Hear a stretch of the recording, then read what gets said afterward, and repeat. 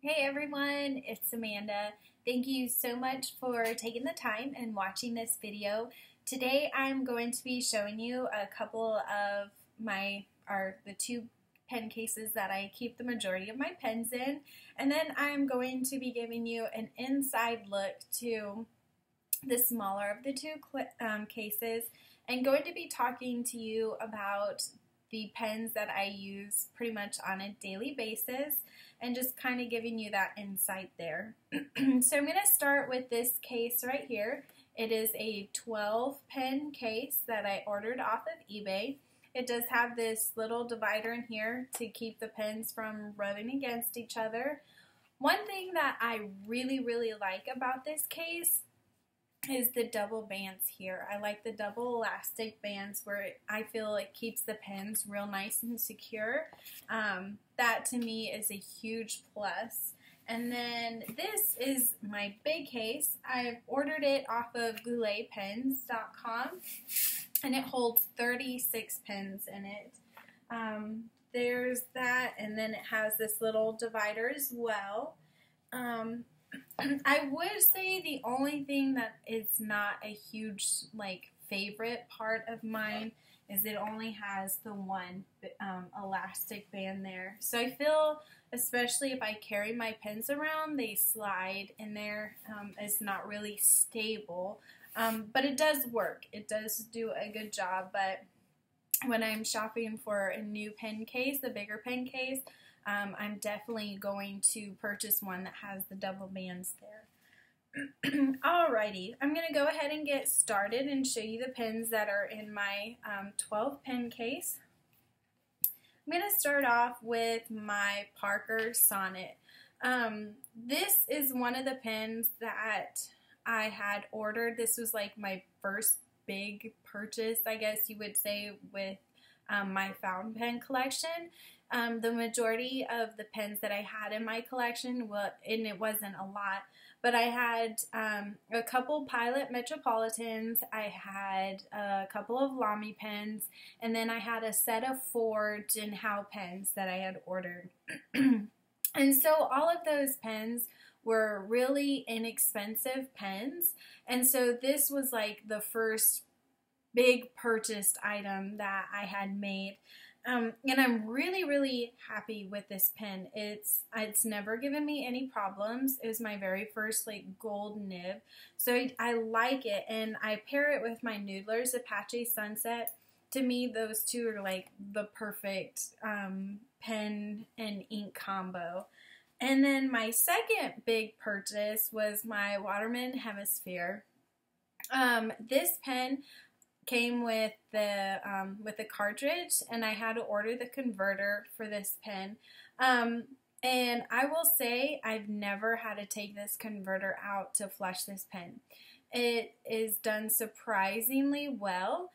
The ink's never dried up on me. I can let this pen set seriously for a week or so, pick it up, take the cap off, and write a letter, and it be completely fine. I don't have any problems with the nib. It doesn't skip on me. I don't have any dry starting issues. So that to me was something that I really liked about this pen right here, is because a lot of times the majority of my pens, I can't let them sit, for a week. I've got to use them on a regular basis or the ink will dry up in it. I know I have a Noodler's Creeper that if I'm not going to be using it for a while, I've got to go ahead and flush it out because it is one that it will dry up on me. I have a couple of my Jinhaos that does the same thing. So that's one thing that I really liked about that pen right there, is that I've never had any problems with the ink drying up on me. Alright. The next pen that I have in my case is it's a Kaweco Sport. And I ordered this in a double broad.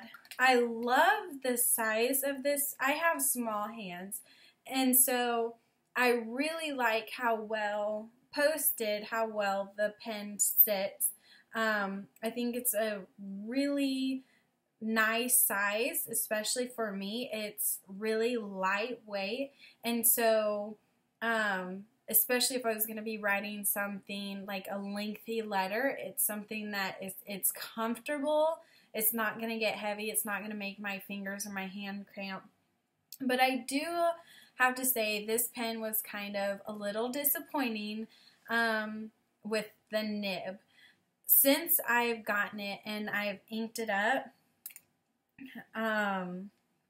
this pen has really given me problems, or the nib I should say. Excuse me. It dry starts on me. It skips when I'm writing. So I'm going to have to do my homework, and I'm pretty sure I'm going to be sending this off to get some nib work done. But I was really excited about using this pen and getting this pen, but I haven't been able to use it a lot because of the problems that I've been having with the nib. Next pen, this one is like my absolutely like favorite pen that I have in my collection. It is my Pelikan M400 in the white tortoise. Has a 14 karat nib on it. If you can see it there. But I mean, it's just absolutely gorgeous. I love this pen. The nib size is a fine, but it writes more like a medium. It's a German pen. And so anyways, this is like one of my go-to pens. I love doing it, especially if I'm going to be writing letters, because the nib, it is so smooth. And I never have any problems with it skipping. So again, it's something that I love the feel of it. I love the weight of it. And it fits really well in my hand. And it's an amazing pen. I can't say enough good things about it. So I'll just move on. Anyways, the next three pens that I have, they are my TWSBI Diamond 580s. I have this one in a clear demonstrator with a 1.5 italic nib on it. I have the orange one, and I got this one for Christmas. I was really excited. I had put it on my like wish list or whatever, and I thought by the time Christmas rolled around that it was going to be out of stock. But fortunately it wasn't, and I have this with a broad nib, and then I have the green one, and this one has a medium nib. And I excuse me, I've had these for, this one I've had for the longest, the clear demonstrator, but I've never had any problems with them, and I really like them. They're fun pens. I like that they're piston filled, and they hold a lot of ink. They do really, really well, and I think that they're really nice, attractive pens. They're very sleek, I guess, and at any time I pull them out, everyone's like, "Oh, that's a nice pen." Next, I have a Sailor Pro Gear. This one has a 21 karat fine nib, and I like this nib. If you can see the detail, you really can't. But anyways, this nib, it's not a flex nib. Excuse me. My allergies are really, really bad, so my throat is really itchy or scratchy, I guess. Anyways, this nib, it's not a flex nib, but it does have a little bit of a spring in it. So on your downward strokes, you get a nice line variation. I like to use on my nibs that do give a line variation. Excuse me.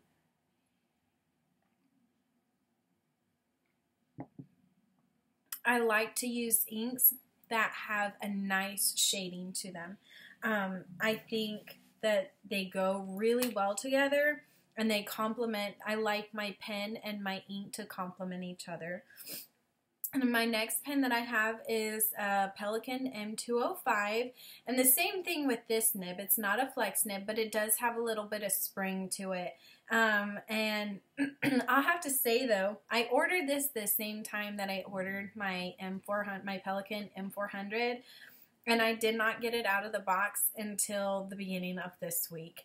And I'm really kicking myself because I have no idea why I waited so long to get it out and ink it up, because it is so nice. I actually wrote a letter to my sister using this pen because I loved how it was, the nib wrote.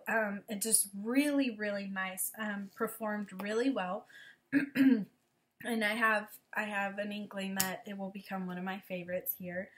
I have this pen here that I ordered off of eBay. I have no idea what the name of this pen is.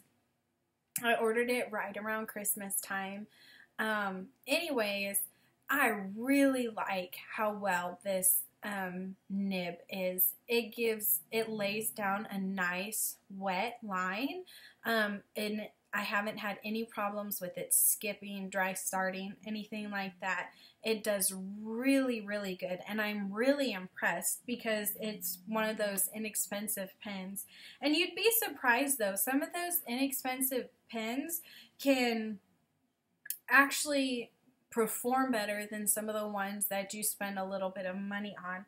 And I know it's not even comparable to a gold nib, but some of my Lamy pens, I prefer that just because I like a pen that will put down a wet line. I don't like pens that are really dry, and a couple of my Lamys that I have, they are a little dry, and I don't like that. On some things I do, like if I'm going to be signing stuff, I don't want my ink to smear, so I'll use one of my drier pens that I know isn't going to smear, and if it doesn't dry fast.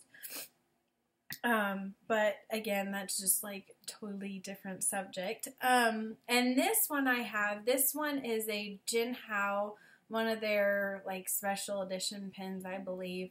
It's got a blue dragon painted on it, and it has some of their lettering.